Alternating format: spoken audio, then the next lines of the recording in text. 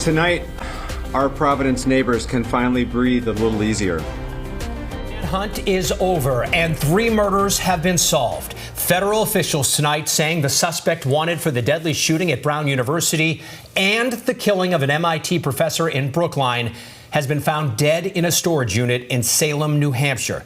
Investigators say he took his own life. This is the news that people all over New England have been waiting desperately to hear. Thank you for being with us tonight. I'm Lisa Hughes. And I'm David Wade. A short time ago, officials announced the name of the man who started a deadly rampage by opening fire on college students. His name is Claudio Neves Valente. Police say he is a Portuguese national, 48 years old, and that he was a former Brown University student. His last known address was in Miami, Florida. Investigators also say he rented a car in Boston, and that's part of the way they tracked him down. Now, we have team coverage with reporters stationed at each crime scene and at the end of the manhunt, a manhunt that spanned 3 states and that ultimately ended in New Hampshire. But we want to begin tonight with Louisa Moeller, who just got breaking new details from investigators in Providence, Rhode Island, about how this case was finally cracked. Louisa? Well, Lisa, David, after days of saying they were searching for a person of interest, investigators tonight told us they are 100% certain that they know who their man is. They're just saying his name is Claudio Neves Valente, and tonight he was found dead from an apparent self-inflicted gunshot wound in a storage facility in New Hampshire. So what do we know about this suspect? Investigators are saying he is a 48-year-old Portuguese national who spent 1 year at Brown pursuing his PhD in physics between 2000 and 2001. Brown University's president saying that he would have been very familiar with the Barris and Holly Physics and Engineering building where the shooting took place, but that she couldn't track him to a specific classroom. We're also told that he went to the same university in Portugal with the slain MIT professor Nuno Loureiro. So what cracked this case wide open? Rhode Island's Attorney General says it was information from a very helpful witness. Remember that individual who was in close proximity of Valente in the surveillance images we saw? This person's image was released yesterday. Investigators say that person immediately came forward after seeing themselves on television and gave a description of a car and a license plate, which they were able to track via flock cameras. Those are license plate reading cameras, which led them to the car rental facility in Massachusetts, where investigators say he signed the rental car agreement under his own name. Here are investigators tonight. It was actually a video that provided us with a description of a vehicle. Talk back with her or no? That was corroborated to a tip that was received to the tip center. That room was packed with detectives, agents receiving calls on a daily basis. We started early and left late. Then Flock and the LPR was able to provide us with this description of this vehicle. That vehicle was picked up by Flock, which led us to a car rental place in Massachusetts. Through that, the agents and their work as well were able to get us footage of this individual, as well as a copy of the agreement, which provided his real name.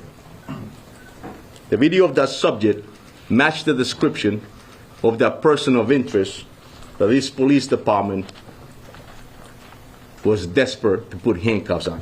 President of Brown University, but Now, there's a lot we still don't know tonight. Investigators say they are still looking into a motive. They are still looking into where he got his firearms. But they say they are 100% confident that they have identified and know where this now slain suspect is. And they also finished tonight's news conference on a slightly lighter note, saying that the injured Brown students who were shot and remained in the hospital all are in stable condition tonight. For now, We're live in Providence. Louisa Moeller, WBZ News. All right, Louisa, thank you. And just moments ago, we learned more about how investigators linked the mass shooting in Providence to the killing of an MIT professor in Brookline 2 days later. Leah Foley, the U.S. Attorney from Massachusetts, based here in Boston, just answered some of those questions. She says MIT professor Nuno Loureiro and the gunman knew each other, as Louisa mentioned just a moment ago, and that they studied together at a university in Portugal. Here's what Leah Foley said about how investigators ultimately linked these two crimes. So investigators identified the vehicle that he had rented in Boston and then drove to Rhode Island. And he was seen the vehicle was seen outside of Brown, and there was security footage that showed a person who resembled him. There was financial investigations that were going on in the background that linked him not only to that car, but also to the hotels that he had rented and the car that he had used to not only drive to Rhode Island, but then back to Boston. And then there was the security footage that captured him within a half mile of the professor's residence in Brookline. And there is a video footage of him entering an apartment building in the location of the professor's apartment. And then later that evening, he is seen about an hour later entering the storage unit.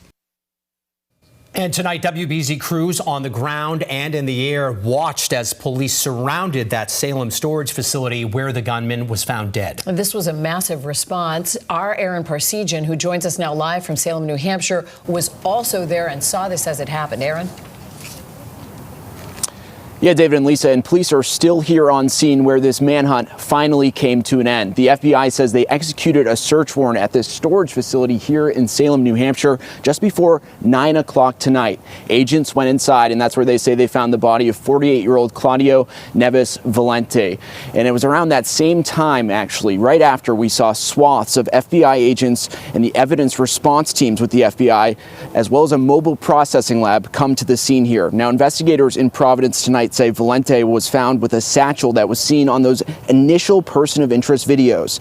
2 guns and other evidence recovered in that car that they tracked here to Salem that matches things uncovered at the scene at Brown University. This was a massive police response here in Salem for hours tonight, drawing onlookers from nearby who couldn't believe this massive hunt ended in their backyards.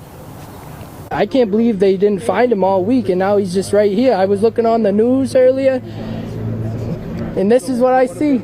Perfect night. Get to watch. You know, we've been following this all week, and, you know, is this guy going to get caught? Is he going to get away? You know, they caught a guy, and then they released him, and you know, finality now. And this road is now back open to traffic. You can see they have yellow tape surrounding the storage facility. Investigators still in and out, but certainly some relief for people around this neighborhood that this manhunt has finally come to an end. David, Lisa.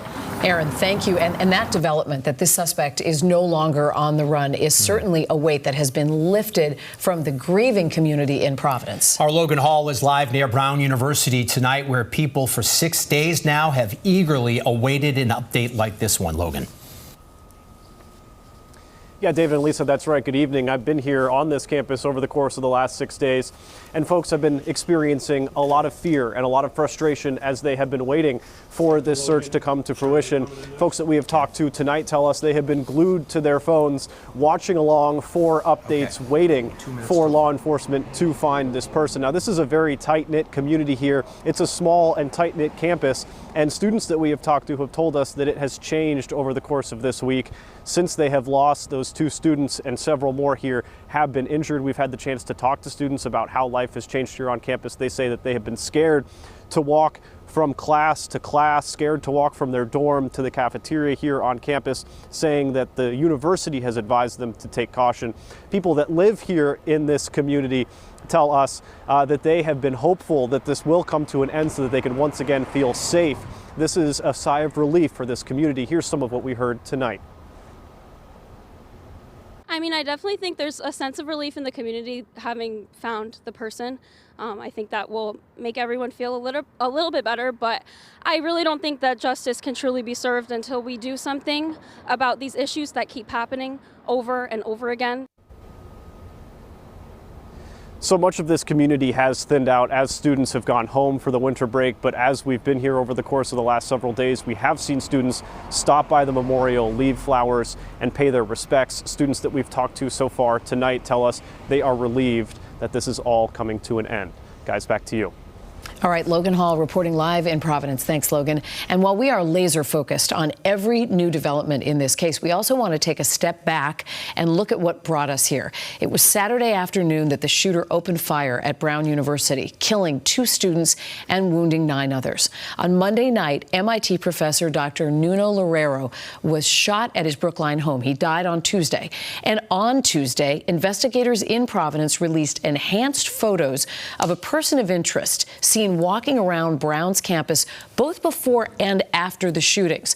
Tonight, police and FBI agents spent hours searching the area around a storage unit in Salem, New Hampshire, where police now say the killer was found dead of a self-inflicted gunshot wound. And you may remember it was yesterday that they put out a photo of somebody that they wanted to speak to, not a person of interest, but somebody who was in close proximity to the person of interest. Cheryl Fiandaca joins us now. And Cheryl, they say that actually broke the case wide open. Exactly. They apparently said that this guy had an interaction with him and, in fact, followed him. And at one point, the suspect said to him, "Why are you harassing me?" He noticed that he was acting suspiciously. He noticed that he had parked his car and he was around that area several times. He was able to provide that information to police, and they were able to then go to the rental car company, get a picture of him, get his real name, and be able to track him down. Now, earlier we were talking with an FBI profiler who said this doesn't look like somebody who is a career criminal by any stretch when you look at the body language. We learned tonight, though, that he was pretty sophisticated in his effort to cover his tracks. He was. I mean, he had main plates that he was able to attach to the car. He was using different credit cards with different names.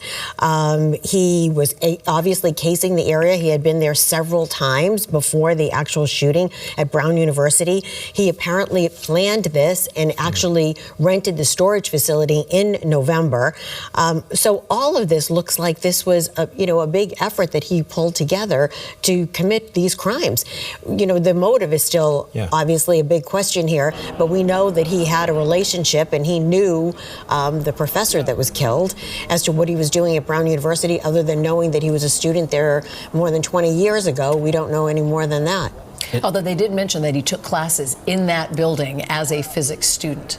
Yes, that's right. So he was here on a student visa at the time, and he was later made a permanent legal resident. But we don't know what the motive would have been to go to that school on that day in that classroom and shoot those students. That's the big mystery here. Amazing how much has happened over the past 24 hours, and specifically really this afternoon. Cheryl Fiandaca on top of it the whole time. Thank you so much.